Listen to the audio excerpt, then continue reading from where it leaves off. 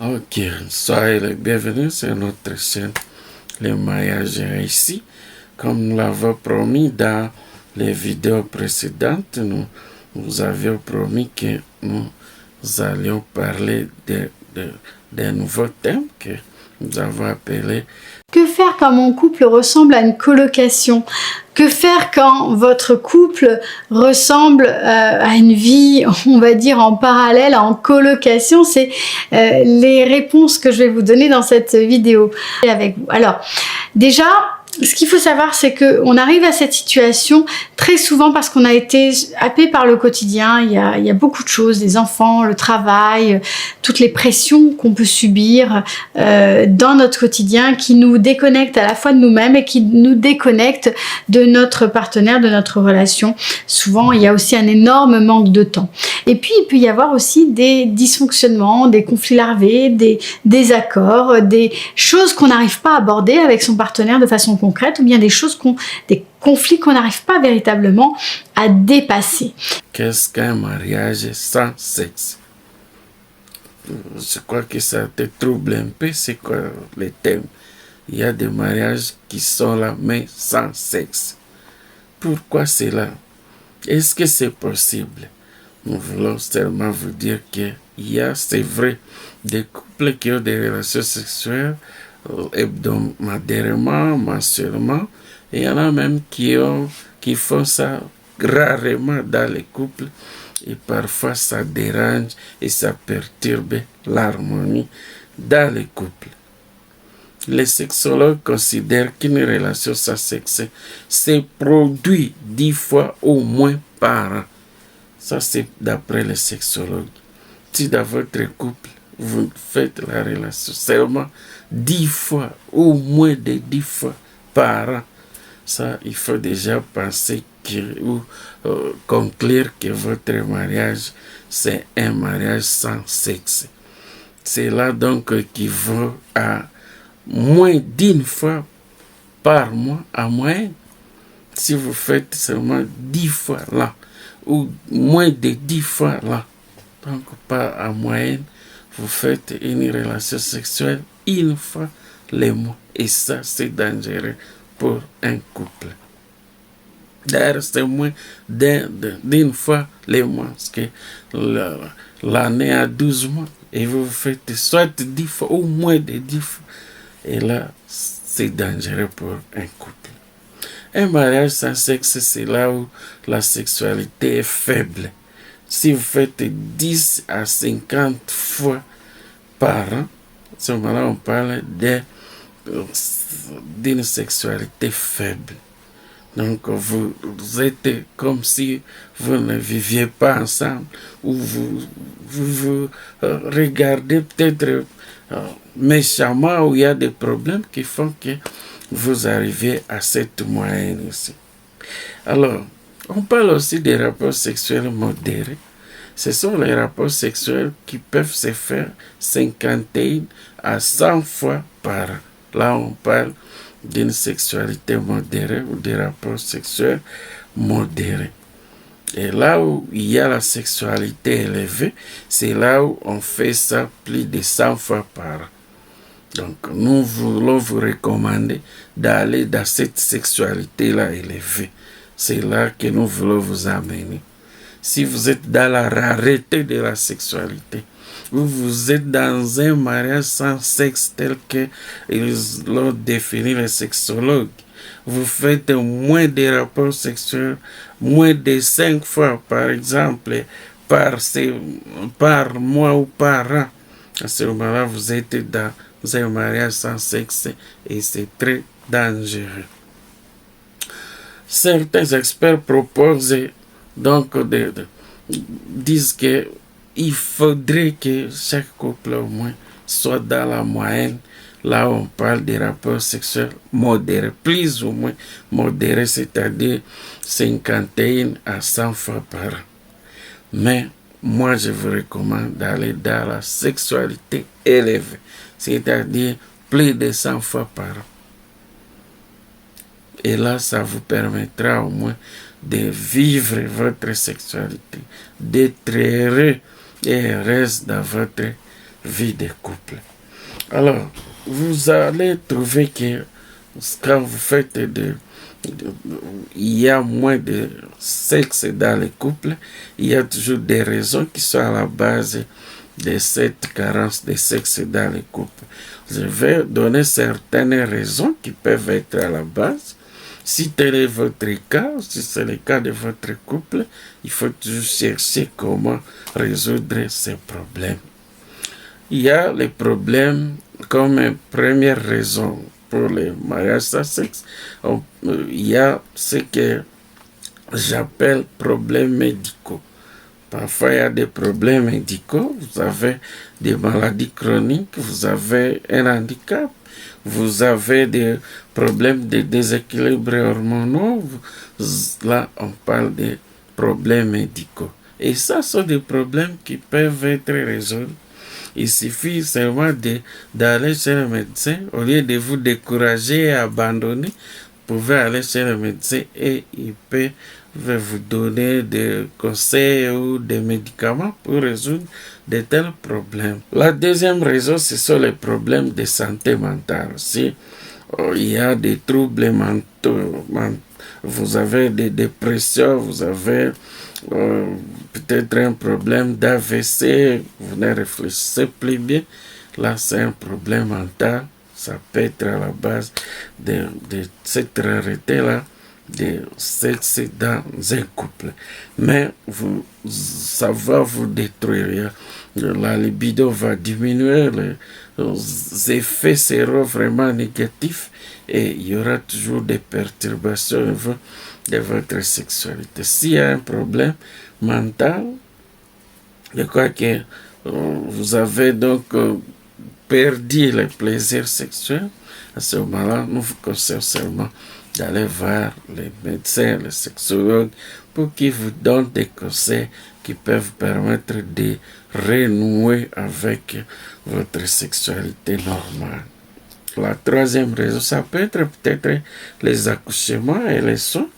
Donc, parfois, l'épuisement lié à l'éducation des enfants, le fait de voir son partenaire comme une mère, vous arrivez à un moment où vous trouvez que la femme elle ne se soigne plus, elle ne veut plus vous sentir, elle s'occupe seulement des enfants et oublie que vous êtes là. Ça aussi, ça peut être à la base de la rareté des sexes dans les couples. Diminuer, commencez à trouver que vous n'aimez plus votre femme ou votre homme comme c'était par le passé. Il y a une thérapie, il y a des gens qui sont spécialisés dans la thérapie des couples. Il faut nous appeler, nous venons, nous vous donnons des conseils. Vous pouvez aussi voir les psychologues, ils peuvent aussi vous aider pour trouver solution à votre problème. La quatrième raison que nous pensons que ça peut occasionner la rareté des sexes, c'est la communication et les liens insuffisants. Les partenaires qui se sentent distancés sur le plan émotionnel ont toujours du mal à être physiquement intimes. La consultation conjugale peut vous aider pour améliorer un tel cas. Vous ne voulez pas communiquer, vous ne discutez rien, vous ne parlez rien, vous ne vous entendez pas sur la question de la sexualité. Si la communication se raréfie dans les couples, il y aura toujours ce problème-là de rareté des sexes.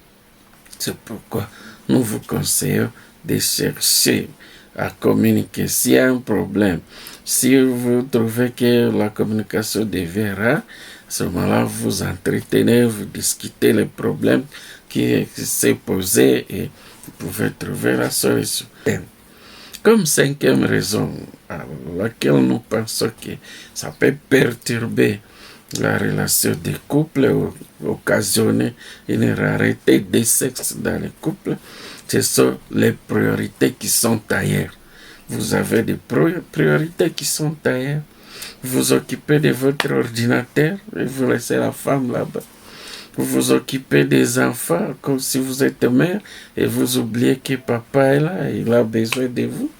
Vous vous occupez de parents âgés, vous quittez votre foyer pour aller vous occuper des parents âgés au village, je sais pas, et ou d'autres obligations, peut-être de travail, vous oubliez votre famille.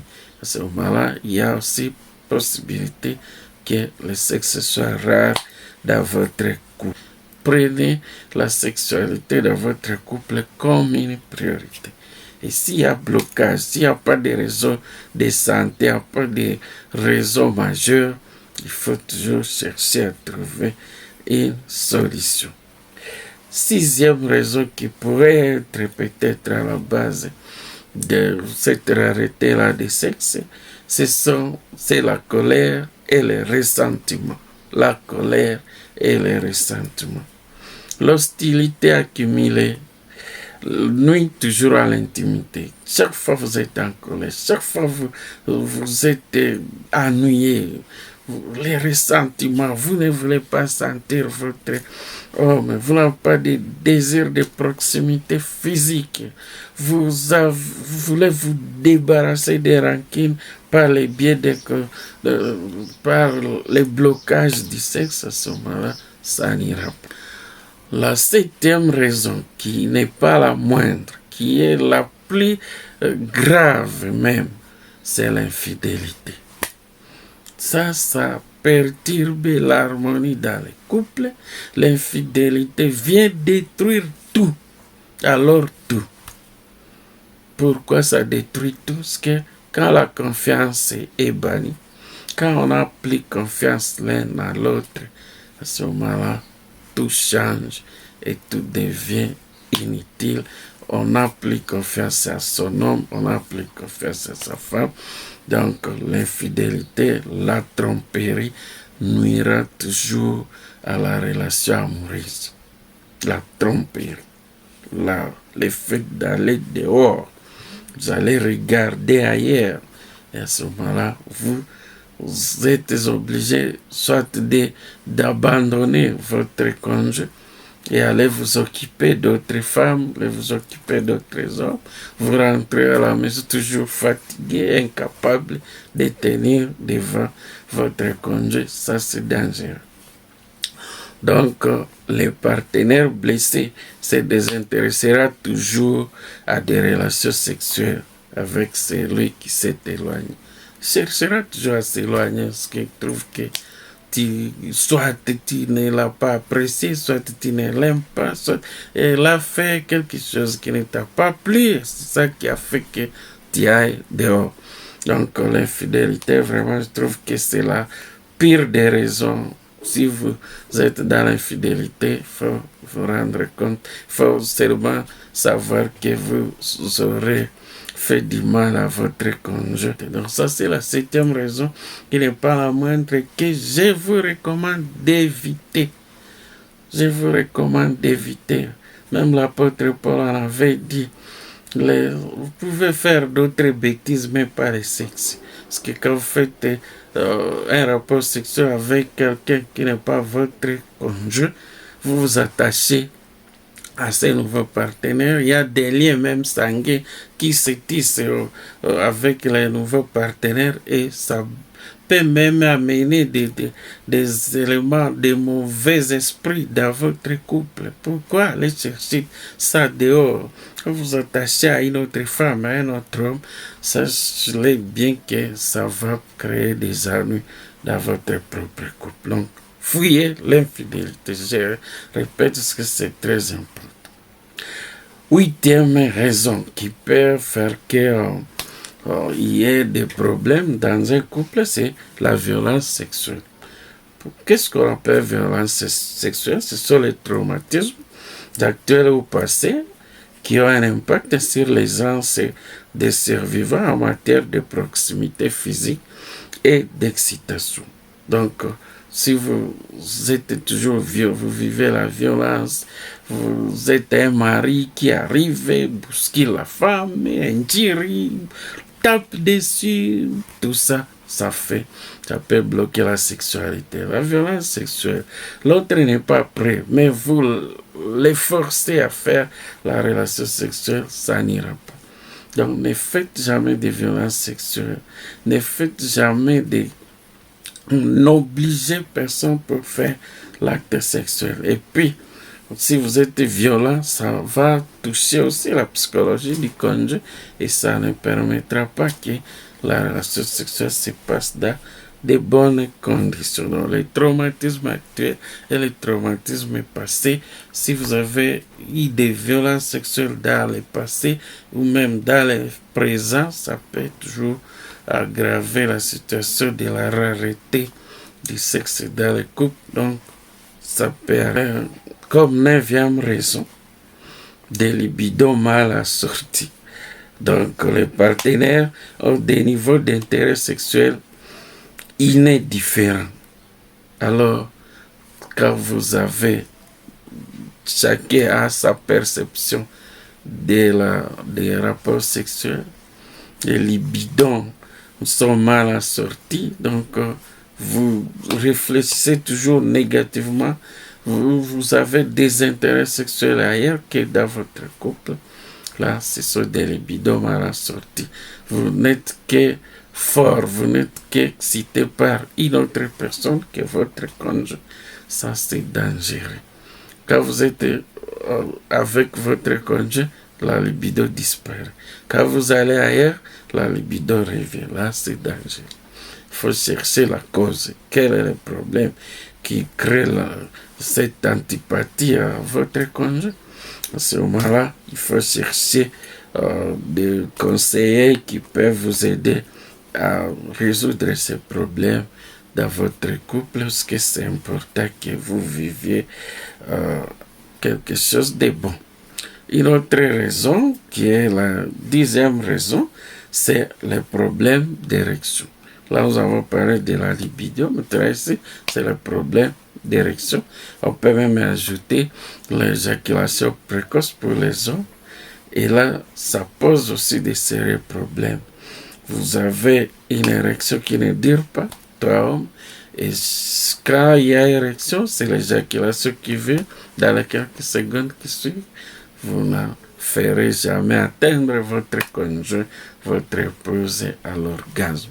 Et si une femme est troublée de ce côté-là, souvent ça pose des problèmes.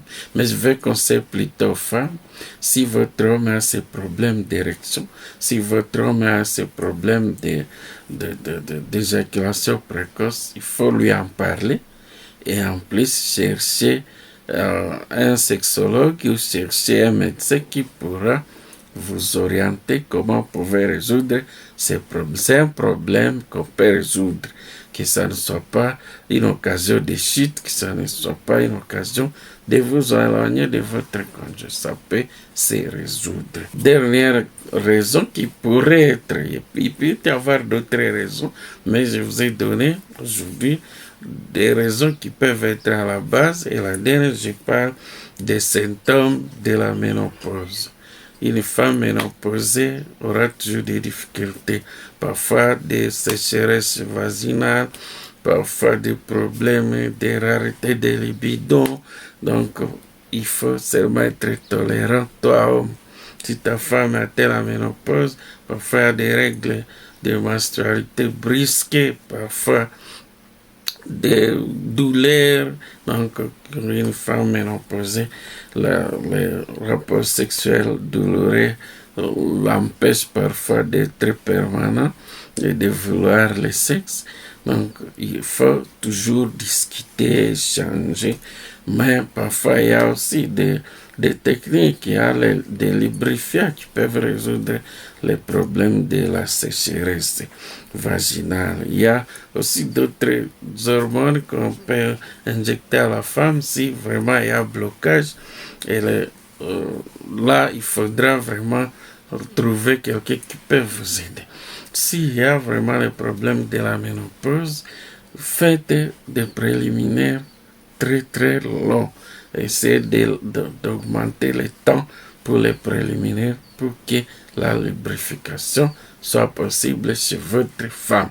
Voilà les conseils que je peux vous donner pour vous jeunes qui ne connaissent pas ces problèmes de ménopause. C'est pourquoi j'ai mis ça en dernière position.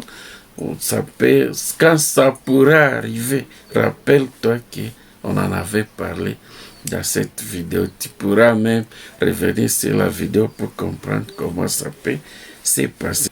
Alors, comment faire pour faire l'amour le plus souvent? Parce que nous sommes dans le problème de la rareté des sexes dans les couples. Maintenant, quelles sont les solutions possibles?